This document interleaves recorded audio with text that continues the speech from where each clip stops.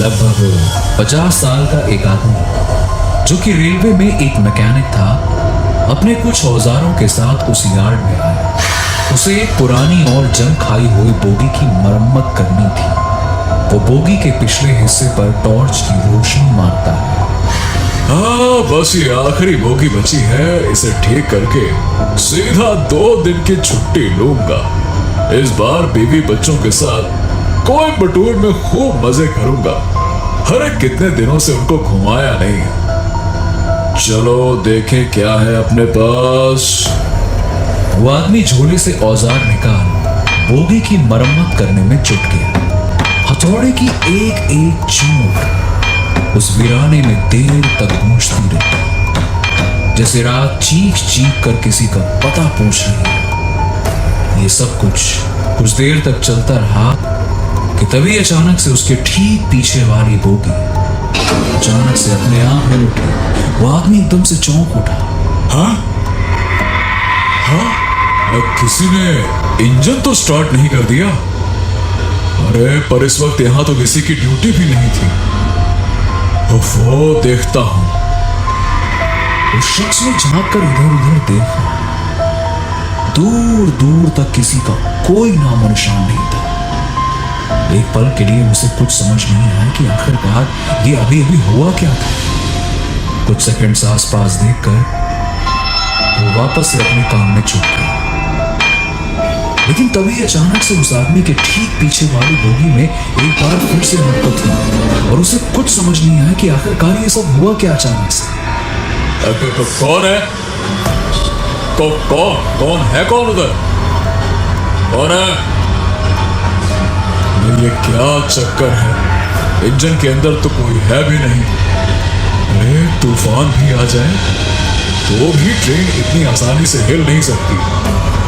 फिर आखिरकार ये इतनी ताकत है किसमें जो पूरी की पूरी बोगी को हिला दे?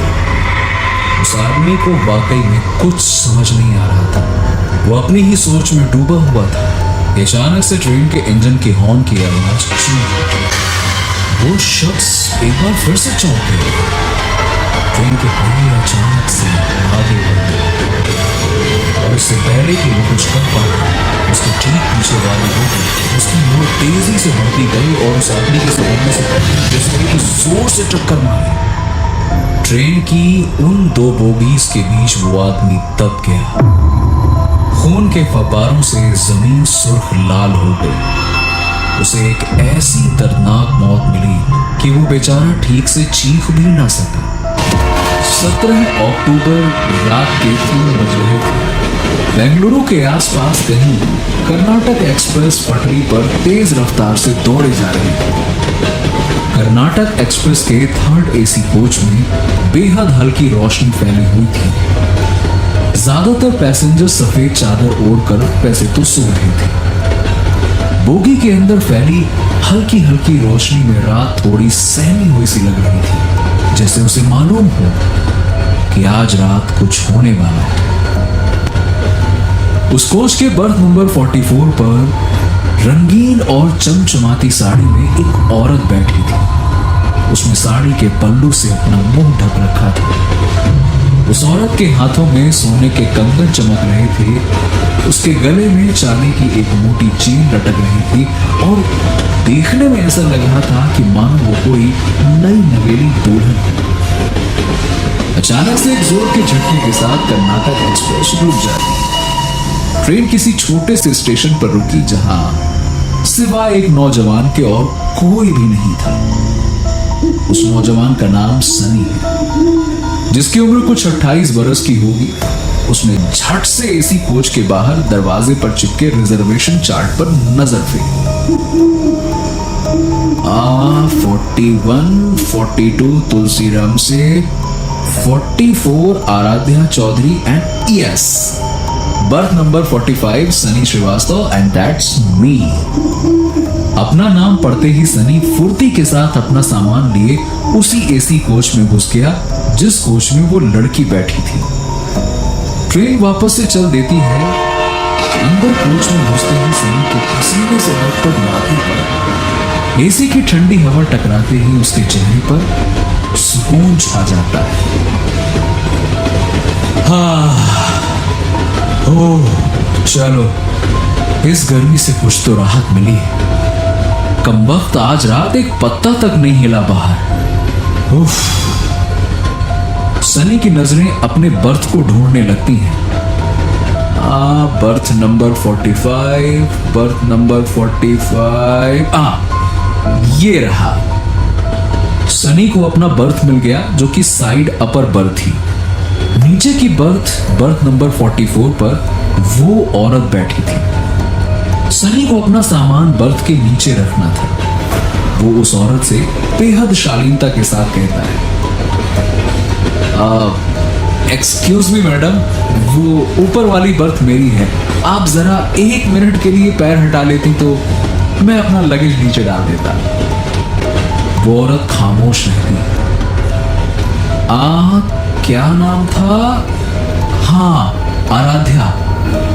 एक्सक्यूज मी आराध्या जी, आप जरा अपना पैर हटा लेंगी प्लीज। उस औरत के शरीर में थोड़ी हरकत होती है। उसके हिलने से उसके चेहरे से साड़ी का पल्लू सरक कर उसकी गोद में गिर पड़ता है। सनी एक पल के लिए उसे देखकर चौंक जाता है। उसने इतनी सुंदर और मासूम औरत अपनी जिंदगी में आज तक नहीं देखी। आराध्या नाम की उस औरत की उम्र मुश्किल से 25 से 26 साल की थी। आराध्या की बड़ी बड़ी आंखें उसकी मासूमियत के साथ सनी को कुछ देर देखती थी। सनी थोड़ी देर के लिए ये भूल गया था कि वो इस वक्त एक ट्रेन में है और अभी अभी वो उस औरत से कुछ कह रहा था। कुछ सेकंड्स के बाद सनी अपने आप को संभालते हुए अपनी बात वापस से दोहराने की कोशिश करता है। जी सॉरी, मैंने आपको डिस्टर्ब किया। वो क्या है कि ऊपर वाली बर्थ मेरी है तो मुझे अपना सामान। सनी के कुछ कहने से पहले ही आराध्या ने अपने पैर बर्थ पर रखे। उसने अपना सामान बर्थ के नीचे रख दिया। वैसे तो काफी रात हो चुकी थी और बाकी के लोग सो रहे थे, पर सनी को नींद नहीं आ रही थी, तो उसने सोचा कि क्यों ना थोड़ी देर नीचे ही बैठा जाए। उसने आराध्या की ओर देखा, जो कि खिड़की के बाहर टकटकी लगाए न जाने क्या देख रही थी। सनी ने उससे झिझकते हुए कहा, माफ कीजिएगा आराध्या जी, दरअसल मुझे नींद नहीं आ रही है। अगर आपको कोई तकलीफ ना हो तो थोड़ी देर यहाँ नीचे बैठ जाऊं। आराध्या चुपचाप बाहर देखती रही। सनी को समझ नहीं आया कि वो उससे और क्या कहे। आराध्या की खामोशी को इजाजत मानते हुए वो उस बर्थ पर आराम से बैठ गया। बीच बीच में खिड़की से अंदर आती रोशनी में आराध्या का सफेद चेहरा चमक उठा। कुछ देर के बाद उस कोच में टीसी आया। वो सबसे एक एक करके टिकट मांग रहा था। वो सनी के पास भी पहुंचा। हाँ जी भाई साहब, टिकट और अपना आईडी कार्ड दिखाइए प्लीज। सनी ने टिकट और अपना आधार कार्ड टीसी को थमा दिया। टीसी ने जल्दी से एक नजर डाली और आगे बढ़ गया। सनी ने नोटिस किया कि टीसी ने एक बार आराध्या की बर्थ की ओर भी देखा, मगर कुछ भी नहीं कहा और चुपचाप आगे चला गया। वाह अंकल, वाह वाह वाह, लड़की से कोई पूछताछ नहीं, मतलब सारे कायदे कानून सिर्फ हम लड़कों के लिए हैं। चलो भाई कोई बात नहीं, अपने को क्या है। ठीक है। सनी ने अपना मोबाइल बाहर निकाला। उसे अपने मोबाइल की स्क्रीन पर अपनी मंगेतर शालू का मिस्ड कॉल दिखता है। अरे शालू का मिस्ड कॉल कब आया, पता ही नहीं चला। बेचारी अब तक जगी है, चलो उससे बात ही कर लेता हूं। सनी ने अपनी मंगेतर शालू को कॉल बैक किया। हेलो शालू, तुम अब तक सोई क्यों नहीं? ओप्पो, कैसे सो जाती? तुमने बताया ही नहीं कि तुम ठीक से पहुंचे हो कि नहीं।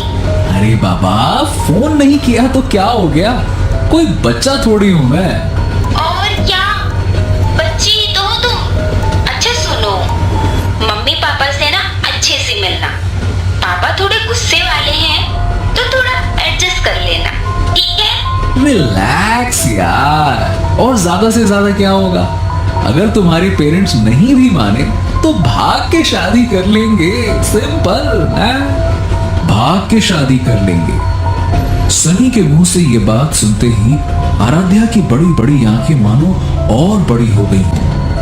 वो सनी की ओर मुंह करके उसकी बातें ध्यान से सुनने लगी। पता नहीं शालू, आज ना मैं इमेजिन करने की कोशिश कर रहा था कि शादी के जोड़े में तुम कैसी लगोगी। शादी का जोड़ा। जाने क्या बात थी कि सनी की ये बातें सुनकर आराध्या की आंखें भर आई। उसे ये सब सुना सुना सा पता नहीं क्यों लग रहा था। काजल से भीगी आंखों से आंसू की लंबी बूंद आराध्या के गले पर ढुलक गई। हालांकि उसके चेहरे पर कोई भाव नहीं थे, उसकी पलकें तक नहीं झपक रही थी और सनी इन सबसे बेखबर शालू से बातें किए जा रहा था। हाँ सही है। खैर, अच्छा सुनो, मैं बेंगलुरु पहुंच के फोन करूंगा, ठीक है ना? चलो चलो बस अब सो जाओ, वरना सुबह तुम्हें फिर से माइग्रेन हो जाएगा। चलो ओके, सो जाओ। ठीक है, तुम भी सो जाओ। रखती हूँ। Love you. Love you too, bye bye. Sunny ने फोन रख दिया और उसकी नजर आराध्या पर पड़ी, जो कि उसे लगातार घूर रही थी। काजल से घुलकर आंसू की एक लंबी बूंद उसके गले पर अभी भी चिपकी हुई थी। सनी ने मुस्कुराते हुए आराध्या से कहा, ओह माफ कीजिएगा अगर मेरी वजह से आपको परेशानी हुई हो। एक्चुअली क्या है ना कि असल में मेरी मंगेतर का फोन था। थोड़े टाइम के लिए भी कहीं चला जाता हूं ना तो बेचारी अपसेट हो जाती है। बाय द वे, हम दोनों अगले ही महीने शादी करना चाहते हैं और मैं बेंगलुरु उसके पेरेंट्स के पास जा रहा हूँ उसका हाथ मांगने। आई होप कि सब कुछ ठीक रहेगा। आराध्या चुपचाप टकटकी लगाकर बिना पलक झपकाए उसे देखती रही। एक पल के लिए सनी को लगा कि कहीं कहीं वो गूंगी तो नहीं, पर फिर सनी ने उससे बात करने की आखिरी कोशिश की।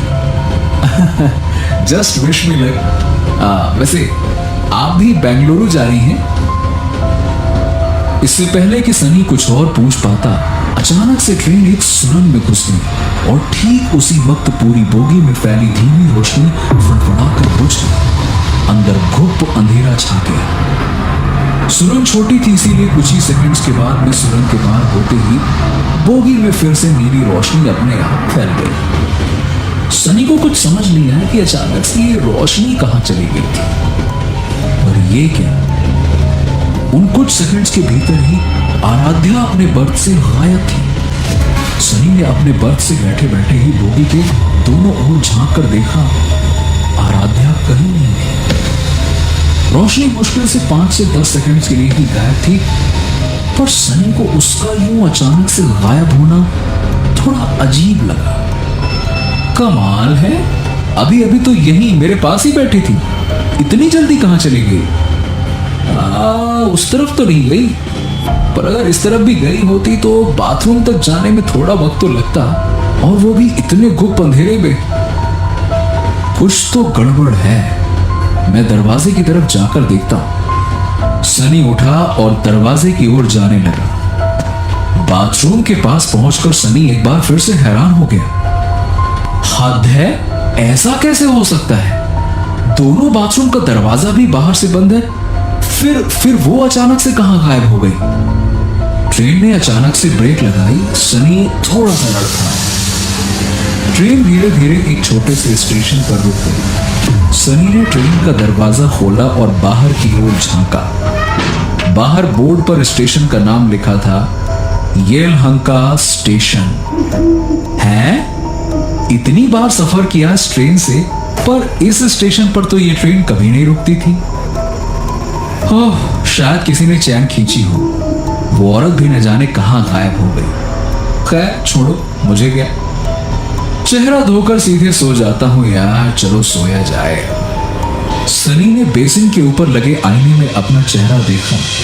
उसने नल खोला और झुककर पानी के छींटे अपने चेहरे पर डालने लगा। जैसे ही सनी ने अपना चेहरा उठाया, उसे आईने में आराध्या का चेहरा नजर आया। सनी एकदम से घबरा गया क्योंकि उसके पीछे कोई भी नहीं था। फिर आईने में आराध्या का अक्स कैसे नजर आ सकता था? मगर फिर भी हिम्मत करके उसने पीछे मुड़कर देखा, जहां सिवाय लोहे की दीवार के कुछ भी नहीं था। डर के मारे सनी के हलक से एक भी शब्द बाहर नहीं निकल रहा था। आईने की तरफ उसने धीरे से पलटकर फिर से देखा और आईने में उसके चेहरे की बजाय आराध्या का चेहरा नजर आ रहा था। अचानक से आईना खुद ब खुद टूटकर चकनाचूर हो गया। टूटे आईने के हर एक टुकड़े में आराध्या का चेहरा नजर आ रहा था। सनी की आंखें जम गई। उसकी नजर दरवाजे की ओर अपने आप मुड़ गई। सनी की आंखों से काले रंग की एक बूंद उसके गालों पर ढुलक गई, ठीक वैसे ही जैसे आराध्या की आंखों से काले रंग का आंसू निकला। धीरे धीरे उसके कदम दरवाजे की ओर बढ़ने लगे बाहर की। स्टेशन पर बाहर आराध्या खड़ी थी। आराध्या उसे लगातार घूर रही थी। सनी सम्मोहित होकर पूरी तरह से उसके वश में हो चुका था। धीरे स्टेशन के बाहर जाने लगे। सनी भी उसके पीछे पीछे चुपचाप बिना कुछ कहे चलने लगा। ट्रेन ने जोर से हॉर्न बजाई और स्टेशन से धीरे धीरे विदा होने लगी। स्टेशन से सनी और आराध्या रात के अंधेरे में ओझल हो गए और प्लेटफॉर्म से कर्नाटका एक्सप्रेस। आराध्या किसी शिकारी शेरनी की तरह आगे आगे चली जा रही थी और सनी किसी पालतू हिरण के बच्चे की तरह बिना कुछ बोले उसके पीछे पीछे चलता जा रहा था। चारों ओर सिर्फ झींगुरों और सूखे पत्तों की आवाज हो रही थी। वो दोनों एक पुराने गेट से होते हुए एक बड़े यार्ड के अंदर पहुंचे, जहां पटरियों पर जंग लगे पुराने ट्रेनों की बोगियां खड़ी हुई थी। उनमें से एक बोगी के सामने आराध्या अचानक से रुक गई और उसके पीछे सनी। एक जोर के झटके के साथ बोगी के दरवाजे का लॉक टूट गया और दरवाजा धीरे धीरे खुलने लगा। बोगी के अंदर चली गई और उसके पीछे पीछे सनी। बोगी का दरवाजा वापस से एक जोर की आवाज के साथ बंद हो गया। सनी के अंदर जाने के अगले ही पल बोगी की लाल चमक। कुछ देर तक खामोशी छाई गई और अचानक एक जोर की चीख के साथ सनी का कटा हुआ सर खिड़की पर जोर से टकराता है। खिड़की जोर से सनकर लाल हो जाती है। उस रात के मुंह से रानी में रात एक और खौफनाक मौत की खबर। ब्रेकिंग न्यूज, एक और बड़ी खबर आ रही है बेंगलुरु से, जहां एयर हमला रेलवे ट्रैकिंग में आज सुबह एक और खौफनाक कत्ल को अंजाम दिया गया। जी हाँ, ब्रेकिंग न्यूज, लगातार 24 खतरनाक मौत। हाँ, वो मिट्टी जल्दी से ऑफिस आ जा। बॉस ने इमरजेंसी मीटिंग बुलाई है। अमेरिकन क्लब के ऑनलाइन प्रेजेंटेशन है। We need the best coder, जो कि तू है। तो बस जल्दी से आ जाना। दीदी, बॉस को बोल दे मैं नहीं आ सकती। अमेरिका से बड़ी इमरजेंसी यहाँ लगी है। कल मिलती हूँ। अरे लेकिन देविका। देविका हेगड़े उम्र 26 साल, बेंगलुरु की एक बड़ी आईटी कंपनी की एक सुपर ब्रिलियंट कोडर। स्वभाव से झक्की और तेवर की गरम। ये देविका के व्यक्तित्व का वो सच है जिसे दुनिया जानती है, लेकिन देविका का एक दूसरा सच भी है जिसे सिर्फ वही जानती है, और वो है कि देविका को स्कूल में ही सुपर नेचुरल सब्जेक्ट्स में इंटरेस्ट आने लगे थे। कॉलेज आते आते वो इलेक्ट्रॉनिक्स फ्रीक हो गई थी और साथ में एक कंप्यूटर कोडर भी। लेकिन समय के साथ सुपर नेचुरल सब्जेक्ट्स में उसकी दिलचस्पी धीरे धीरे करके और भी बढ़ती गई। उसने इंटरनेट पर भी दुनिया के तमाम घोस्ट हंटर्स यानी कि आत्माओं को खोजने वाले लोगों पर कई साल रिसर्च किया और खुद से कई सारे इलेक्ट्रॉनिक गैजेट्स एंड मशीन्स बनाए। इन गैजेट्स एंड मशीन्स की मदद से वो आत्माओं का पता भी लगा सकती है और उन्हें कैद भी कर सकती है। देविका को पूरा यकीन था कि उस रेलवे यार्ड में किसी न किसी की आत्मा तो मौजूद है और उसी ने ये सारे के सारे खून किए। देविका बाइक पर लगे मोबाइल को ट्रैक कर लोकेशन के पास पहुंची। लोकेशन एक गेट के अंदर था, पर गेट पर एक बड़ा सा ताला लटका था, यानी कि सील था।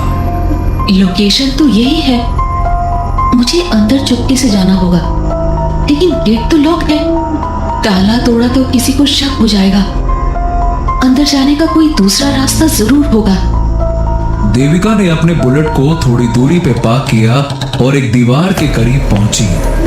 उसने देखा कि थोड़ी दूरी पे दीवार का एक हिस्सा टूटा हुआ है। देविका उस टूटे हिस्से से गुजरकर बड़े आराम से कैंपस के अंदर आ गई। देविका ने चारों ओर नजर घुमाई। सूरज ढल चुका था और अंधेरा धीरे धीरे दबे पांव फैल रहा था। देविका ने अपने बैग से कुछ गैजेट्स निकाले। उसने एक ईएमएफ मीटर को घड़ी की तरह अपने कलाई पर बांध दिया। जब क्या होता था कि कोई आत्मा आसपास मौजूद हो तो ईएमएफ मीटर की लाइट जल उठती थी। देविका ने ईएमएफ मीटर ऑन किया और आसपास इधर उधर चलने लगी। अगर उस आत्मा ने वाकई में 4 खून किए हैं तो पीली की जगह लाल बत्ती जलनी चाहिए, और अगर लाल बत्ती जली तो इसका मतलब होगा कि मेरा सामना एक बहुत जिद्दी और गुस्सैल आत्मा से होने वाला है।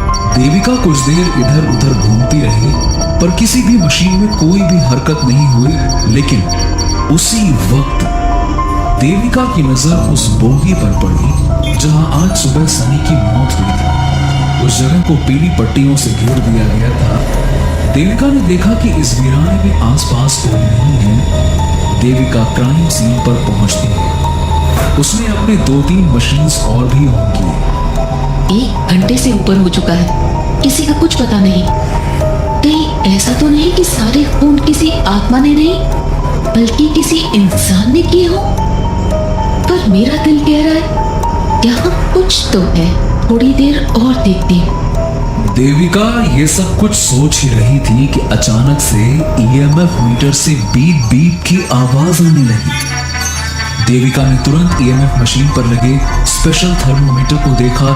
उस पर टेम्परेचर की डिग्री अपने आप ऊपर होने लगी, जिसका मतलब ये साफ था कि कोई ना कोई अदृश्य शक्ति आसपास ही है। देविका का अंदेशा बिल्कुल सही था।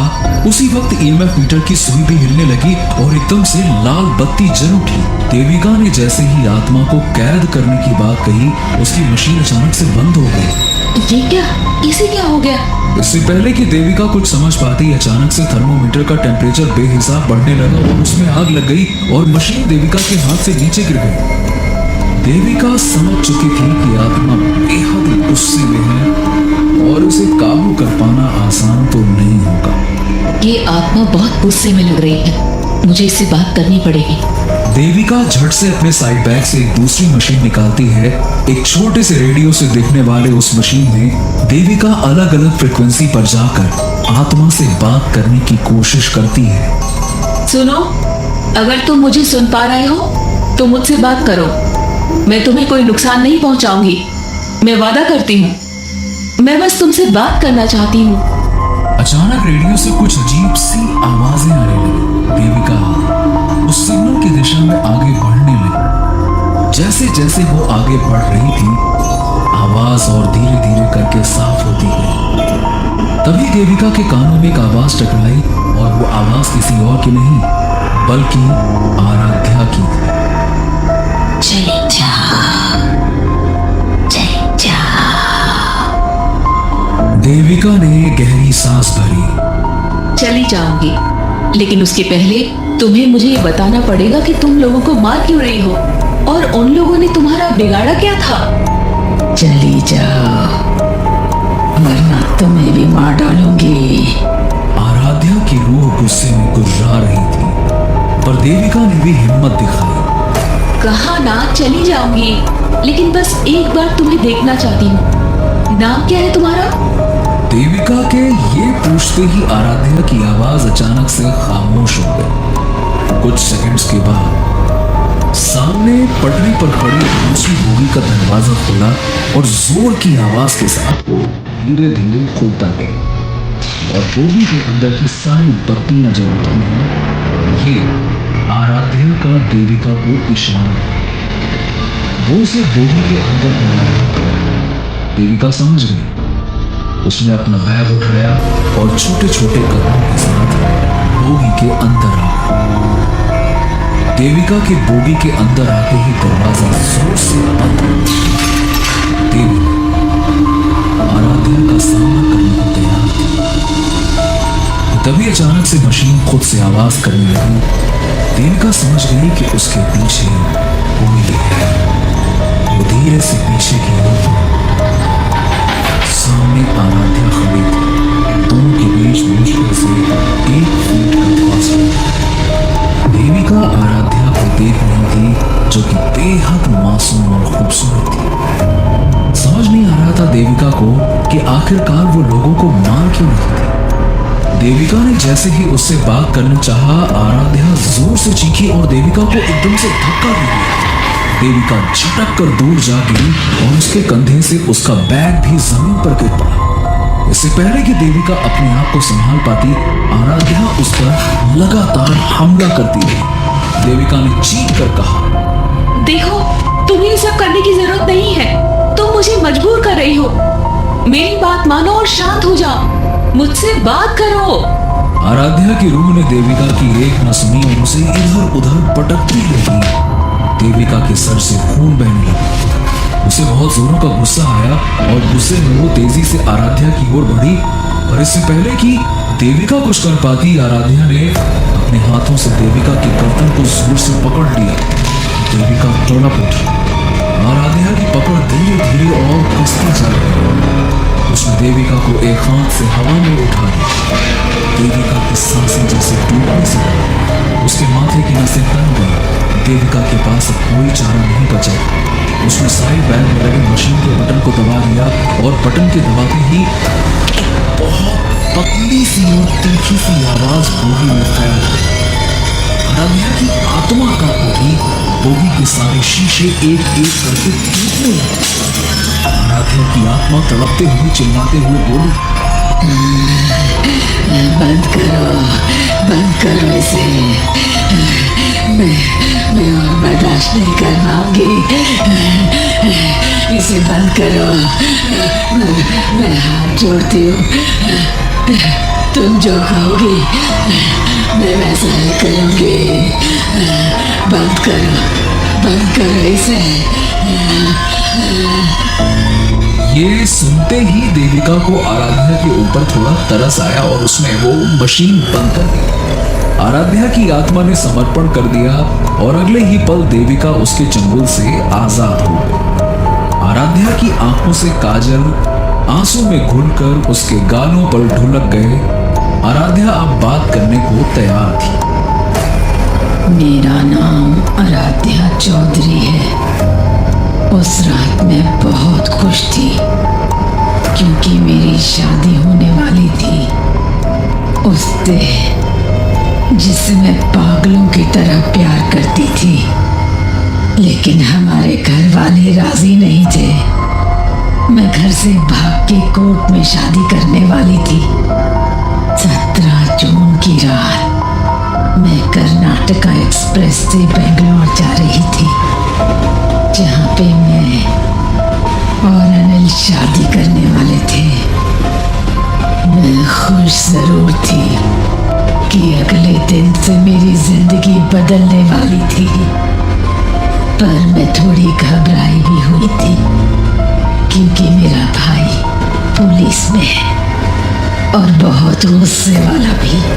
मैं बहुत हिम्मत करके घर से भागी थी, बल्कि सच कहूँ तो जिंदगी में पहली बार मैं ट्रेन से अकेले सफर कर रही थी।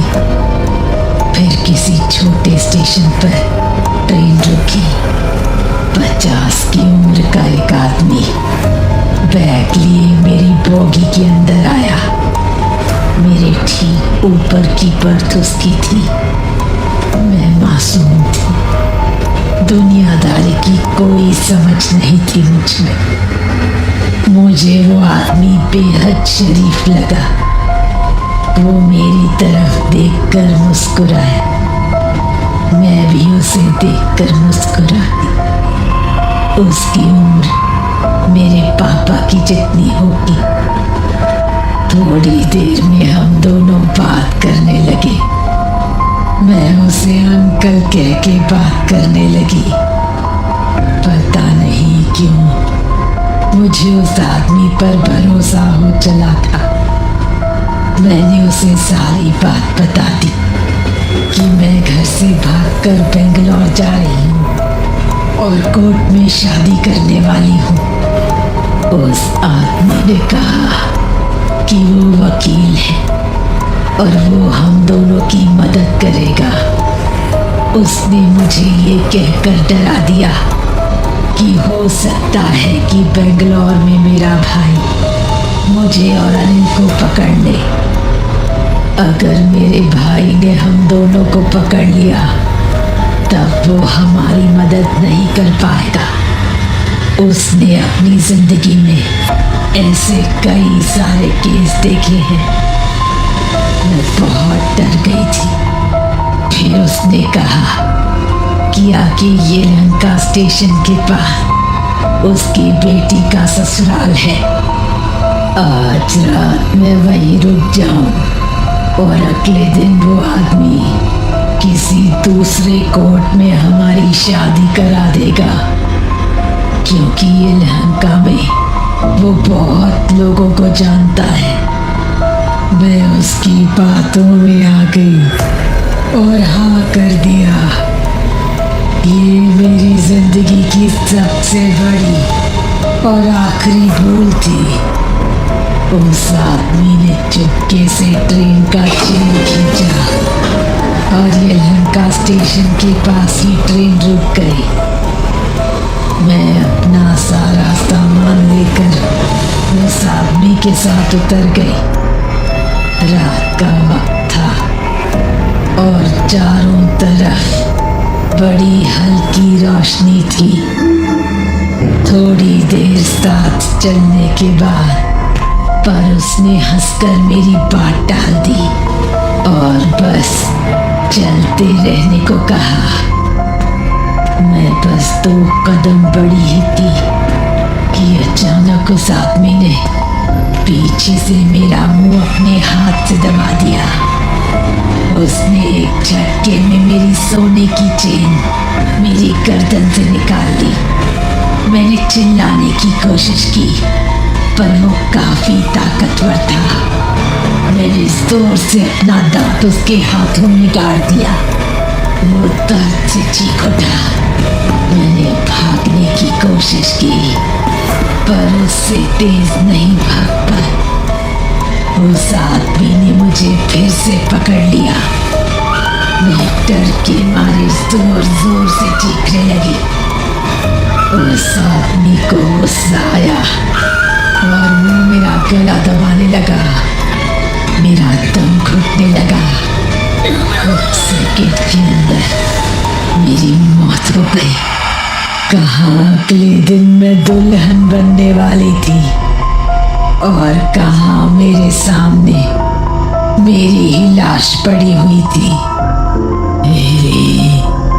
मेरी गलती बस इतनी थी कि मैंने आंख मूंद कर उस आदमी पर भरोसा किया।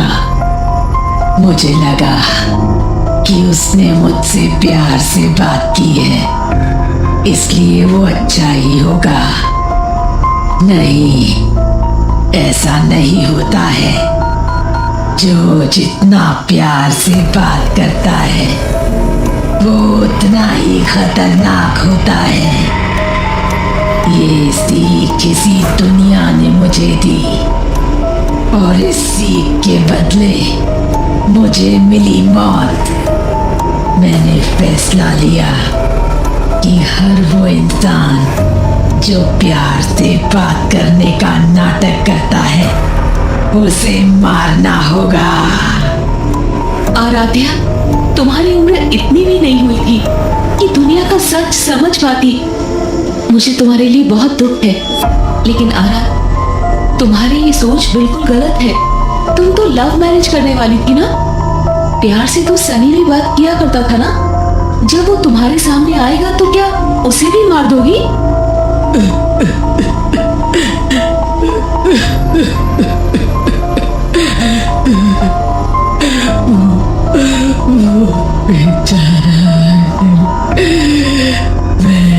चाहती हूँ कि अनिल आज भी मेरा इंतजार कर रहा होगा। महीने की हर 17 तारीख को मैं इसी कर्नाटका एक्सप्रेस पर चढ़ती हूँ कि बेंगलोर पहुंचकर अनिल से मिलूंगी। पर ऐसा कभी नहीं हो सकेगा। मैं जानती हूँ कि अनिल आज भी मेरा इंतजार कर रहा होगा। महीने की हर 17 तारीख को मैं इसी कर्नाटका एक्सप्रेस पर चढ़ती हूँ कि बेंगलोर पहुंचकर अनिल से मिलूंगी। पर ऐसा कभी नहीं हो सकेगा। काश मैं उसे बोल पाती कि मेरा इंतजार ना करे।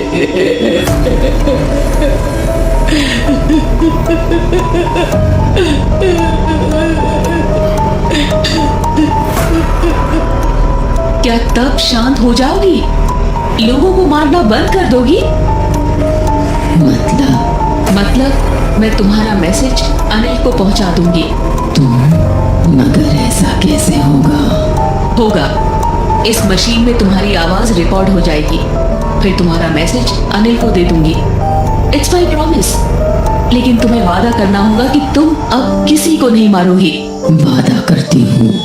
अनिल, तुमसे जीते जी मोहब्बत की थी और मरने के बाद भी करती हूँ।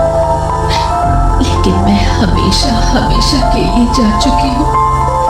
मुझे मुक्ति चाहिए और तुम्हारा इंतजार मेरी भटकती आत्मा को ये दुनिया छोड़ने नहीं देगा। अनिल, प्लीज इसे मेरी आखिरी ख्वाहिश समझना। मुझे भूल जा और नई जिंदगी शुरू करो। हमेशा खुश रहना। तुम्हारी आराध्या। आराध्या की आत्मा अब मुक्त हो गई। देविका खुश थी कि शहर में अब और कत्ल नहीं होंगे, मगर क्या देविका का ऐसा सोचना सही था?